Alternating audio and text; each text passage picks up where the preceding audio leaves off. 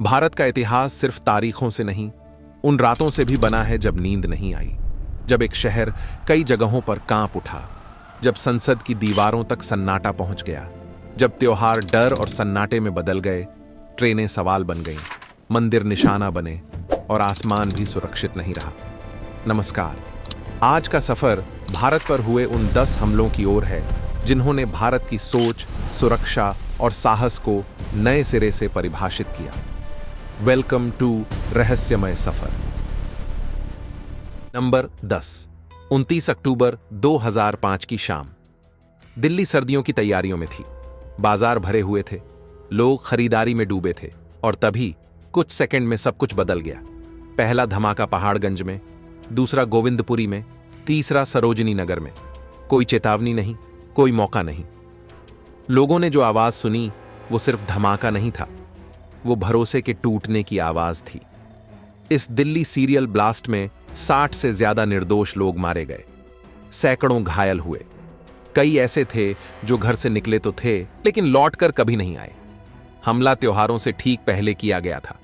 मकसद साफ था, डर फैलाना, आम लोगों की रोजमर्रा की जिंदगी को निशाना बनाना। जांच में सामने आया कि टाइम बम का इस्तेमाल हुआ।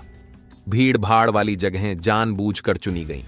यह हमला सिर्फ दिल्ली पर नहीं था, यह उस सोच पर हमला था कि हम सुरक्षित हैं। इसके बाद सुरक्षा व्यवस्था बदली। सीसीटीवी, चेकिंग, खुफिया नेटवर्क सब मजबूत किए गए। लेकिन जो डर लोगों के मन में बैठ गया वो आज भी जिंदा है। यह घटना याद दिलाती है, खतरा हमेशा दूर से नहीं आता। कभी कभी वो हमारी सबसे आम जगहों पर, सबसे आम पलों में छिपा होता है। नंबर 9। देश की सबसे सुरक्षित इमारत भारतीय संसद, जहां कानून बनते हैं। वहीं 13 दिसंबर 2001 को सुबह के वक्त अचानक मौत ने दस्तक दी। 5 हथियारबंद हमलावर संसद परिसर में घुस आए। उनकी गाड़ी पर गृह मंत्रालय का फर्जी स्टिकर लगा था। मकसद साफ था, देश के लोकतंत्र के दिल पर हमला। हालांकि राज्यसभा और लोकसभा दोनों को घटना से लगभग 40 मिनट पहले स्थगित कर दिया गया था, लेकिन माना जाता है कि हमले के समय कई सांसद और सरकारी अधिकारी अभी भी भवन में मौजूद थे। लेकिन सुरक्षा में तैनात जवानों ने पीछे हटने से इनकार कर दिया। लगभग 30 मिनट तक चली मुठभेड़ में सभी हमलावर मारे गए। इस हमले में पुलिस के 6 जवान, संसद सुरक्षा सेवा के 2 जवान और एक माली शहीद हो गए थे। अगर समय में थोड़ी भी चूक होती तो नुकसान अकल्पनीय हो सकता था। इस भारतीय संसद हमला 2001 ने देश को हिला दिया। भारत और पाकिस्तान के रिश्ते युद्ध के कगार तक पहुंच गए। सीमाओं पर सेनाएं आमने सामने खड़ी हो गईं। पूरा देश पहली बार समझ गया, आतंक सिर्फ डर फैलाने नहीं, देश की नींव हिलाने आता है। इसके बाद सुरक्षा कानून बदले। संसद की रक्षा पहले से कहीं ज्यादा सख्त हुई। यह हमला याद दिलाता है, लोकतंत्र मजबूत है, लेकिन उसकी रक्षा हमेशा सतर्कता से ही होती है। नंबर 8। मुंबई की लोकल ट्रेनें, जिनमें रोज लाखों लोग भरोसे के साथ सफर करते हैं। लेकिन 11 जुलाई 2006 को शाम के वक्त ठीक 11 मिनट के अंदर 7 धमाके हुए, वो भी 7 अलग अलग ट्रेनों में। सिर्फ सेकंड लगे और पूरी मुंबई थम गई। इसे मुंबई ट्रेन ब्लास्ट 2006 के नाम से जाना जाता है। इस हमले में 180 से ज्यादा निर्दोष लोग मारे गए और 700 से अधिक घायल हुए। कई ऐसे थे जो दफ्तर से घर लौट रहे थे और कई घर कभी पूरे नहीं हो पाए। धमाके में भीड़ भाड़ का समय जानबूझकर चुना गया। प्रेशर कुकर बम इस्तेमाल हुए ताकि नुकसान ज्यादा हो। मकसद साफ था, आम आदमी की रोजमर्रा की जिंदगी पर सीधा हमला। उस दिन लोकल ट्रेन सिर्फ सफर का साधन नहीं रही, वो डर का प्रतीक बन गई। लोगों ने सवाल पूछना शुरू किया, अगर ट्रेन सुरक्षित नहीं तो हम कहां सुरक्षित हैं? इसके बाद रेलवे सुरक्षा बदली, कैमरे लगे, जांच सख्त हुई। लेकिन जो सन्नाटा उस शाम मुंबई में पसरा वो आज भी याद है। ये हमला बताता है, आतंक सबसे ज्यादा वहीं वार करता है जहां लोग सबसे ज्यादा निश्चिंत होते हैं। नंबर 7। आसमान साफ था। एयर इंडिया की फ्लाइट 182 कनाडा से भारत की ओर बढ़ रही थी। यात्रियों को अंदाजा भी नहीं था कि यह सफर कभी पूरा नहीं होगा। आयरलैंड के पास समुद्र के ऊपर एक जोरदार धमाका हुआ। कुछ ही सेकंड में पूरा विमान टूटकर अटलांटिक महासागर में गिर गया। इस एयर इंडिया फ्लाइट विस्फोट में 329 लोग मारे गए। महिलाएं, बच्चे, परिवार, एक भी नहीं बचा। यह भारत से जुड़ा अब तक का सबसे घातक विमान हमला था, जो 23 जून 1985 को हुआ। जांच में सामने आया कि विमान में पहले से बम रखा गया था।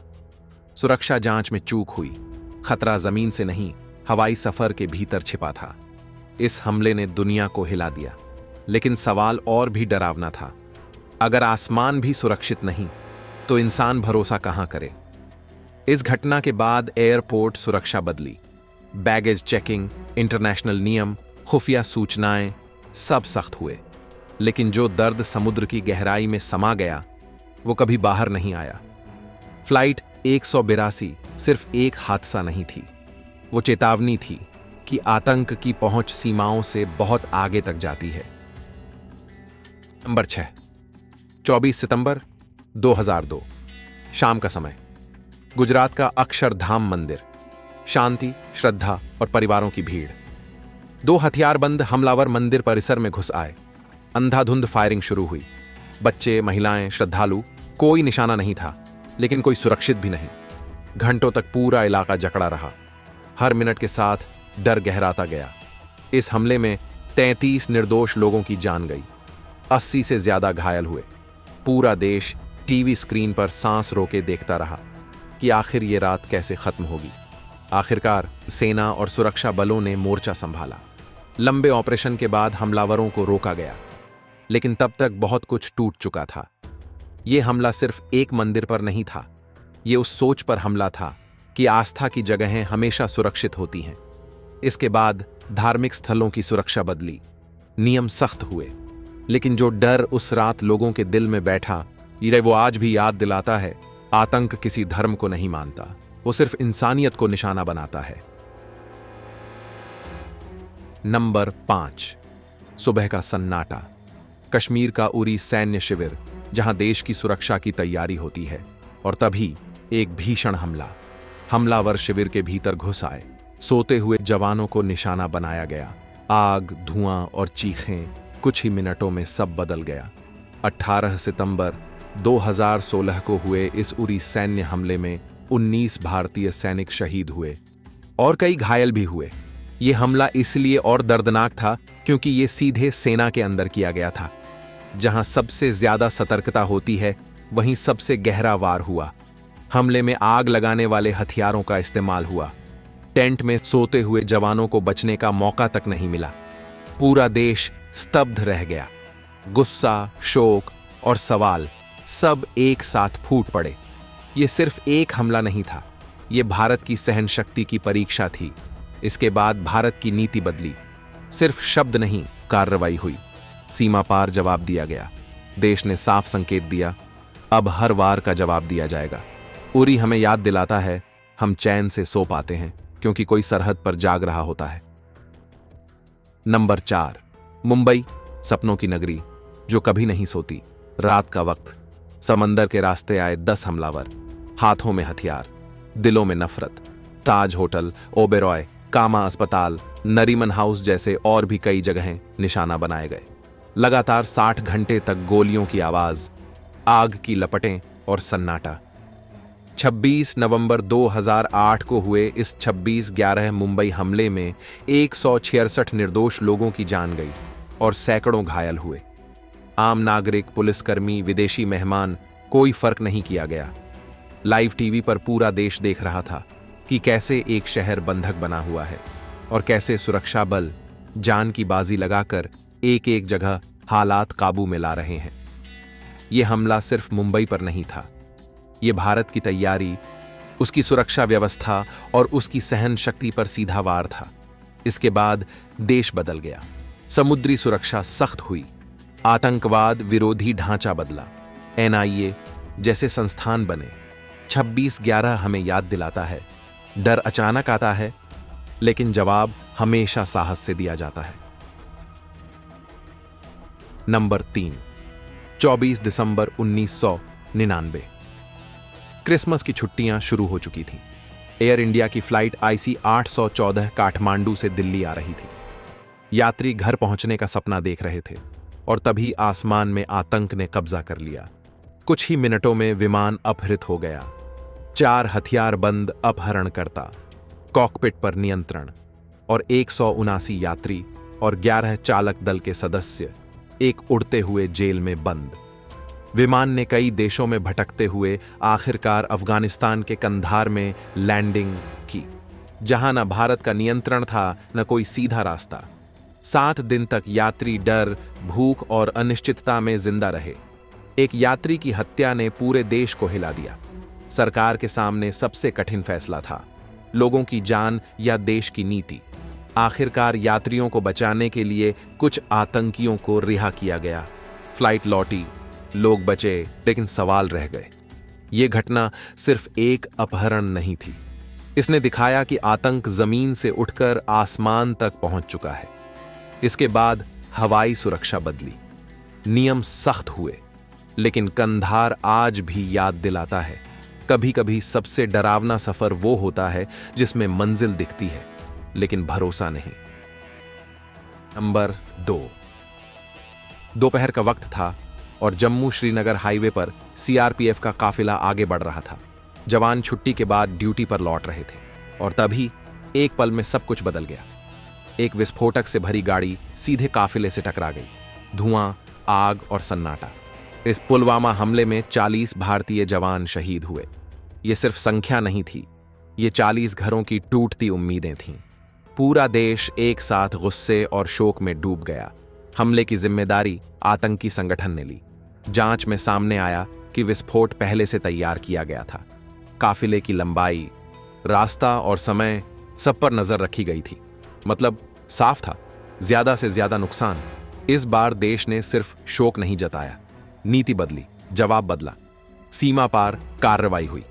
14 फरवरी 2019 को हुए इस पुलवामा हमले ने भारत को एक बात साफ समझा दी, ये जंग सिर्फ हथियारों की नहीं है, ये हिम्मत, एकजुटता और फैसलों की भी है। क्योंकि जब देश रोता है तो फिर चुप नहीं बैठता। नंबर 1। अमरनाथ यात्रा अपने चरम पर थी। हजारों श्रद्धालु पहाड़ों के बीच आस्था के सहारे आगे बढ़ रहे थे, कोई मनोकामना लेकर, कोई विश्वास लेकर। और तभी रात के अंधेरे में गोलियों की आवाज गूंज उठी। यह था अमरनाथ यात्रा पर आतंकी हमला, जो 2 अगस्त 2000 को हुआ था। पहलगाम और नुनवान बेस कैंप के पास हथियारबंद आतंकियों ने यात्रियों को निशाना बनाया। बिना किसी चेतावनी के फायरिंग शुरू हुई। महिलाएं, बुजुर्ग, साधु, किसी को नहीं छोड़ा गया।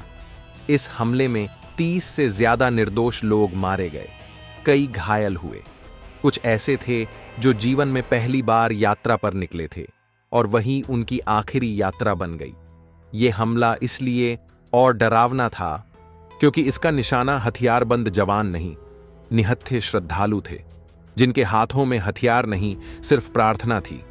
पूरे देश में गुस्सा और शोक फैल गया। सवाल उठा, अगर आस्था की राह भी सुरक्षित नहीं तो इंसान जाए कहां? इसके बाद अमरनाथ यात्रा की सुरक्षा व्यवस्था पूरी तरह बदली। अर्धसैनिक बल, रूट मैनेजमेंट, पहचान जांच, सब सख्त हुए।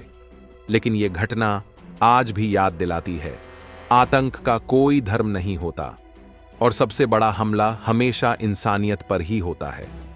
इन हमलों को लेकर आपकी अपनी क्या राय है, कमेंट में जरूर शेयर करें। Thanks for watching.